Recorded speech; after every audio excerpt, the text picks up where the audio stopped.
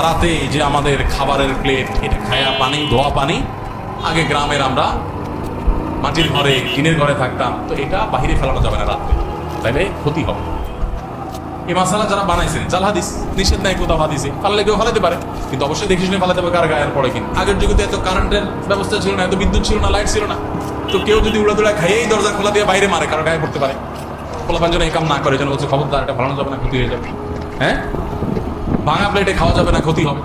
ভাঙা প্লেটের ভাঁজে ভাঁজে হয়তো ওইটা হয়তো কোনো প্লেটের দোকানদার হাদিস বানাইছে, যাতে করে কোনো কোনো প্লেট বিক্রি হয়। কিন্তু আরেকটা মাসালা আছে না এরকম, যে কি যদি পড়ে কেউ বই খোলা রাখে, খোলাপান বই পড়ে খোলা রেখে চলে যায়, তাহলে কি হয়? শয়তানে পড়ে। শয়তানে পড়লে তো ভালো, শয়তান মানুষ হয়ে গেলে তো এটাই চাই আমরা, শয়তানে পড়লে তো ভালোই। আসলে তো তা না, রাতে হাত পায়ের নখ কাটা ঠিক না, কাটালে ক্ষতি হয়। আসলে করোনা দিচ্ছে কোথাও নিষেধ নেই, চাইলে কাটতে পারে, কিন্তু নিষেধ করছে কেন?